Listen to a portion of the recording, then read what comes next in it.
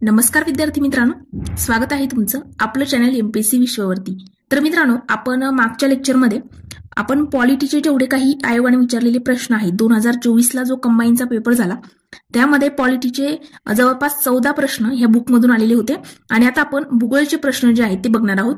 तर मित्रांनो, भूगोलचे पण जवळपास आपण जर बघायला गेलो एक्झॅक्टली म्हणजे जसा प्रश्न आहे तसंच उत्तर तुम्हाला मिळेल 10 पैकी 8 प्रश्नांचं पुस्तकातून आणि थोडेफार लॉजिक लावून म्हणजे काही विधानात्मक जे प्रश्न होते 2 प्रश्न विधानात्मक जे होते जसं की खडकांवरती आलेला प्रश्न आहे, त्यानंतर पुढे एम.एस. स्वामीनाथन यांच्यावरती आलेला प्रश्न आहे पर्जन्याचा, तर ते म्हणजे विधानात्मक आहे। तर एक त्याची लाईन दुसऱ्या पेजवर दुसऱ्या पेजवरती अशा पद्धतीने तुम्हाला ते प्रश्न मिळतील। पण जे वन लाईनर आहेत ते एक्झॅक्टली बुकमधून कुठे त्याचे उत्तर आहेत ते सुद्धा आपण बघणार आहोत। तर बघा, पहिला आपला प्रश्न आहे भूगोलचा की कोणत्या 2 नद्या दरम्यानच्या प्रदेशाला पंजाब हिमालय असं म्हणतात, असं आपल्याला या प्रश्नामध्ये विचारलेलं आहे। आणि याचं उत्तर आहे मित्रांनो, सिंधू आणि सतलजच्या ज्या नद्याच्या दरम्यानच्या प्रदेशाला काय म्हणतात, पंजाब हिमालय। आणि याचं उत्तर बघा आपलं, या बघा इथं मी तुम्हाला प्रश्नांचं हे पण दिलेलं आहे।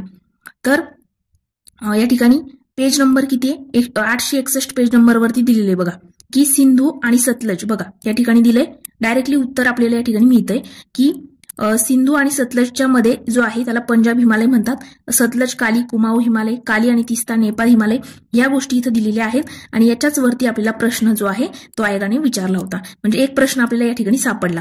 आता बघा दुसरा प्रश्न भूगोलचा की काय विचारले, पश्चिम आणि वायव्य भारतामध्ये अतिउष्ण कोरडे आणि धुळीचे वेगाने वाहणाऱ्या वाऱ्यांना डॅश डॅश म्हणतात। कुठे विचारले, आपला जो भारत देश आहे तर त्या भारताच्या कुठे पश्चिम आणि वायव्य म्हणजे ह्या साईडलाच अति उष्ण कोरडे आणि धुळीचे वेगाने वाहणाऱ्या वाऱ्यांना काय म्हणतात असं विचारले आणि याचं उत्तर काय होतं, तर लू वारे त्याचं उत्तर होतं। हे पण सरांच्या बुकमधून आलेला प्रश्न।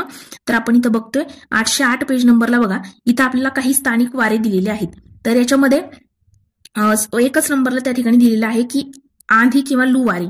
तर त्यामध्ये बघा भारत व पाकिस्तान उष्ण वारे कोरडे मे जून महिन्यामध्ये। तर आपल्याला माहिती भारताच्या कोणत्या साईडला पाकिस्तान येतो, तर त्या ठिकाणी पश्चिमेला वायव्य साईडला। तर मग आपल्याला हा प्रश्न जो आहे त्याच्यानुसार डायरेक्टली सुटतो। एवढं जरी तुम्ही वाचलेलं असलं असतं तरी लॉजिकने तो प्रश्न सुटत होता। पुढे आहे बघा नेक्स्ट आपला जो प्रश्न आहे 13वा, तो आहे बघा या ठिकाणी की महाराष्ट्रातील घाट व त्यावरील रस्ते यांच्या जोड्या लावायला प्रश्न आहे। तर आता हा प्रश्न जो आहे फोंडा, माळशेज, हनुमंते आणि थळघाट हे आपल्याला दिलेले आहेत आणि ते जोड्या लावायला आपल्याला प्रश्न विचारला होता। तर आता हा जो प्रश्न आहे 3 नंबरचा म्हणजे 13 नंबरचा याच्यातला बी नंबरचा सेट आहे हा। तर बघा हा प्रश्न सुद्धा 663 पेज नंबरवरती महाराष्ट्राच्या भूगोल आणि भारताचं भूगोल अशा आपल्याला दिलेलं आहे, बरोबर। मग पहिला आपल्याला महाराष्ट्राचं भूगोल दिले, त्यामध्ये 663 पेज नंबरला बघा या ठिकाणी आपल्याला थळघाट दिलेला आहे। थळघाट मुंबई ते नाशिक आणि ते आपल्याला याच्यात विचारलेलं आहे। त्याच्यानंतर पुढच्या पेजवरती 664 पेज नंबरवरती बाकीचे मग बोरघाट, कुंभारली, फोंडा, बघा फोंडा घाट जो आहे तो कोल्हापूर आणि पणजीच्या दरम्यान, तर कोल्हापूर कुडाळमध्ये हनुमंते घाट आणि हेच आपल्याला त्या प्रश्नामध्ये विचारलेला आहे। तर हा प्रश्न सुद्धा या पुस्तकातून आपला सुटतो। त्यानंतरचा आता 4था प्रश्न बघा, शंभू महादेव डोंगररांग डॅश डॅश नद्यांच्या दरम्यान आहे। सोपा प्रश्न होता, भीमा आणि कृष्णा त्याचं उत्तर आहे, बरोबर। भीमा आणि कृष्णा नदींच्या दरम्यान शंभू महादेव डोंगररांग। तर मित्रांनो आता हा प्रश्न बुकमध्ये जवळपास 2 ते 3 पेजवरती आहे दिलेली माहिती, पण आता या ठिकाणी मी ही घेतली आहे। पण आणखी एक सरांच्या नेक्स्ट पेजवरती पण आपल्याला या पद्धतीने म्हणजे असं त्या ठिकाणी कॉलम करून दिलेलं आहे। त्यामध्ये सातपुडा, सातमा, हरिश्चंद्र, बालाघाट, शंभू महादेव असं दिलंय आणि मस्तपैकी तिथे कोणत्या 2 नद्या वेगळ्या होतात या पद्धतीने चार्टच्या स्वरूपात आपल्याला दिलेलं आहे डायग्राम वगैरे काढून। पण ते पेज न घेता आता इथे पण आपल्याला सेपरेट बघा शंभू महादेव डोंगररांग दिलेली आहे, तर ती भीमा आणि कृष्णा या 2 नद्यांची खोरी जी आहे ती वेगळी करते, हे पण दिलंय। आणि अशा पद्धतीने जर लक्षात राहत नसेल तर सरांनी पुढे डायग्रामच्या स्वरूपात पण दिलेला आहे। पुस्तकातूनच हा पण प्रश्न आपला सुटतो। त्यानंतर 5 नंबरचा प्रश्न, आता हा प्रश्न जो आहे तर एम.एस. स्वामीनाथन 1970 यांच्या व्याख्येनुसार भारतातील कोरडवाहू शेती म्हणजे ज्या ठिकाणी सरासरी वार्षिक पर्जन्य विचारले, तर पर्जन्यावरती आपल्याला प्रश्न विचारलेला आहे भारताच्या। आणि मित्रांनो आता आपण सरांच्या बुकमध्ये बघताना पेज नंबर बघा 822 वरती चालू घडामोडीचा जो पॉईंट होता इथं आपल्याला एम.एस. स्वामीनाथन यांच्याबद्दल सांगितलं होतं आणि करंटच्या लेक्चरमध्ये पण मी सांगितलं होतं की एम.एस. स्वामीनाथन ज्या आहेत त्यांच्या कन्या ज्या आहेत सौम्या स्वामीनाथन त्यांना पण पुरस्कार वगैरे मिळालाय, त्यांच्यावरती प्रश्न येऊ शकतो। तर बघा ते भारतीय हरित क्रांतीचे जनक वगैरे आहेत, मग यांच्या रिलेटेड चालू घडामोडीमध्ये हा पॉईंट होता। पण एक्झॅक्टली आपल्याला इथून पर्जन्य, आता हा लॉजिकने सुटणारा प्रश्न होता जो पर्जन्याचा प्रश्न होता की किती सेंटीमीटर वगैरे पाहिजे. आता याचं उत्तर जे आहे फक्त ड आहे की 100 सेंटीमीटरपेक्षा कमी पण 40 सेंटीमीटरपेक्षा जास्त. हा प्रश्न एक्झॅक्टली अशी लाईन तुम्हाला मिळणार नाही, पण जर तुमची चांगली रिव्हिजन या बुकची झाली असेल तर तुम्ही लॉजिकने तो प्रश्न सोडू शकत होतात. पुढे बघा आपला 17वा प्रश्न. आता हा पण एक्झॅक्टली पुस्तकातून जशाचं तसं आपल्याला मिळेल. महाराष्ट्रातील 1960 ते 2020 मधील एकूण प्रशासकीय विभाग अनुक्रमे डॅश डॅश व डॅश डॅश आहेत.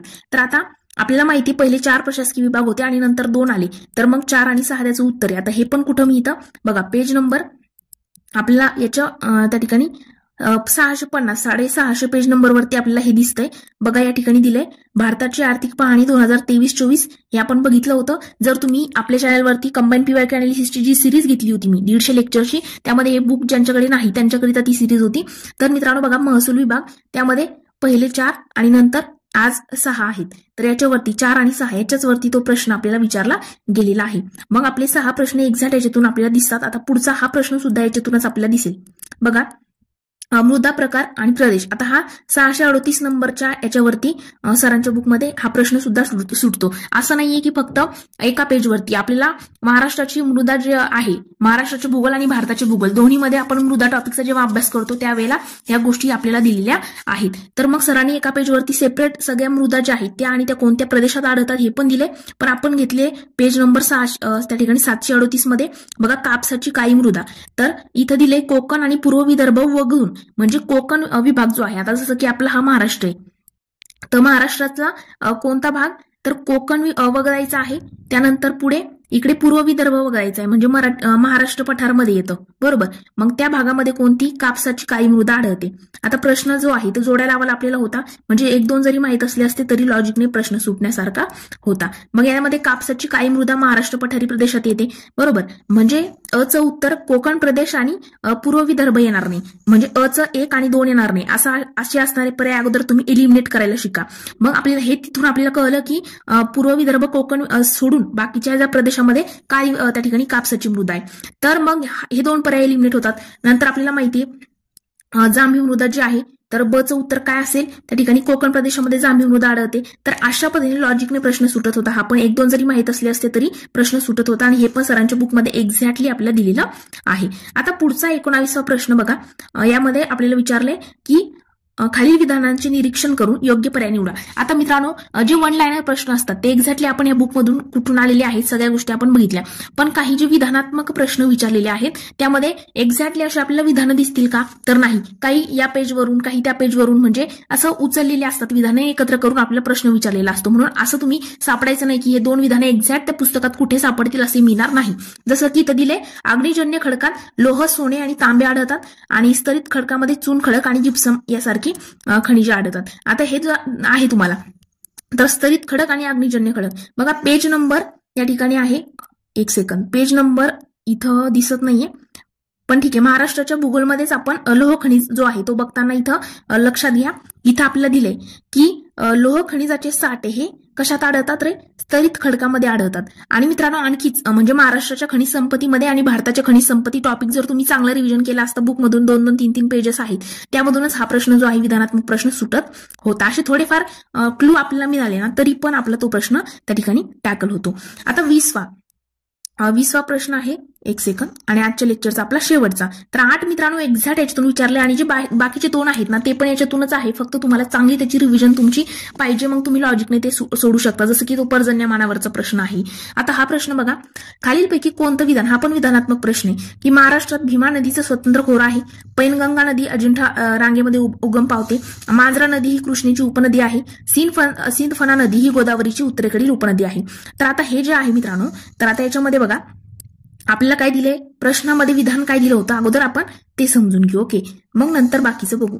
जसं की बघा प्रश्नामध्ये काय दिले, कोणती नदी, सिंदफणा गोदावरीची उत्तरेकडील उपनदी आहे का असं विचारले, पण ते चुकीचं आहे. का, कारण की उत्तरेकडील नाहीये. जसं की इथं बघा आणखी काय दिले, मांजरा नदी कृष्णेची उपनदी आहे. 2 नंबर क नंबरचा ऑप्शन बघा की मांजरा नदी कृष्णेची उपनदी आहे. पण मित्रांनो गोदावरीची आहे बघा, आपल्याला इथं दिलेले सरांच्या बुकमध्येच नद्या आणि त्याच्या उपनद्या दिलेल्या आहेत, तर ज्या बोल्ड केलेल्या आहेत तेवढेच लक्षात ठेवा असं या ठिकाणी सरांनी दिलं पण होतं. मग गोदावरीची उपनदी आहे मांजरा, आणि आपल्याला ऑप्शनमध्ये काय दिलं होतं की कुणाची नदी आहे, भीमेची काहीतरी दिलेली आहे बघा तिथं, गोदावरीची नाही, मांजरा ही कृष्णेची दिलेली आहे. मग ते क त्या ठिकाणी जातं. मग क गेल्यानंतर आपला तिसरा आणि चौथा पर्याय त्या ठिकाणी एलिमिनेट होतो. मग राहतो पहिला आणि दुसरा. पण महाराष्ट्रामध्ये भीमा नदीचं स्वतंत्र खोरं हे आपल्याला माहिती आहे. मग तर येणारच त्याच्यामध्ये, म्हणून पहिला ऑप्शन बरोबर असेल. पैनगंगा नदी अजिंठा डोंगरामध्ये उगम पावते, दुसरा जो ऑप्शन होता तर तो पण इथं बघा पेज नंबर 686 मध्ये पैनगंगा नदी दिली होती, उगम जो आहे अजिंठा डोंगरात होतो. इथं हे विधान सुद्धा आपल्याला मिळतंय. म्हणजे जवळपास 8 प्रश्न एक्झॅक्टली बुकमधून विचारले गेलेले आहेत. पॉलिटीचे जवळपास 13 प्रश्न सरांच्या पुस्तकातून हे 8 पकडले तर 13 आणि 8 किती 21 प्रश्न ह्या 2 विषयांचे या पुस्तकातून झाले. तर मग एक्झाम जेव्हा खूप जवळ 1 महिन्यावरती राहिलेली असते ना, त्यावेळेला तुम्ही प्रॉपर याच पुस्तकाच्या वारंवार रिव्हिजन करा असं मी सांगितलं होतं. आणि आपण जेव्हा म्हणजे मागच्या वेळेला पण आपण त्याच्या मागची एडिशन जी आहे त्याच्यामध्ये जवळपास 44 प्रश्न सरांच्या पुस्तकातून होती. म्हणून आपण आपल्या चॅनलवरती फ्री ऑफ कॉस्ट 150+ लेक्चरची सिरीज मी घेतली होती. मॅरेथॉन लेक्चर्स मी टाकले होते 8-8 तासांचे, आणि त्यामधून चांगली रिव्हिजन तुमची झालेली असेलच. तर आपण पॉलिटीचे बघितले 13 प्रश्न एक्झॅक्ट, भूगोलचे 8 प्रश्न एक्झॅक्ट पुस्तकातून आहेत. आणि आता पुढे आपण त्या ठिकाणी हिस्ट्रीचे सुद्धा मी सांगणार आहे. हिस्ट्री आणि इकॉनॉमिक्सचे सुद्धा कोणकोणते प्रश्न आलेले आहेत ते पण आपण डिटेलमध्ये बघणार आहोत. तर आज आपण इथेच थांबूया. जर लेक्चर आवडलं असेल तर लाईक, कमेंट, मित्रमैत्रिणींसोबत सुद्धा नक्की शेअर करा, जेणेकरून प्रत्येकालाच या लेक्चरचा फायदा होईल.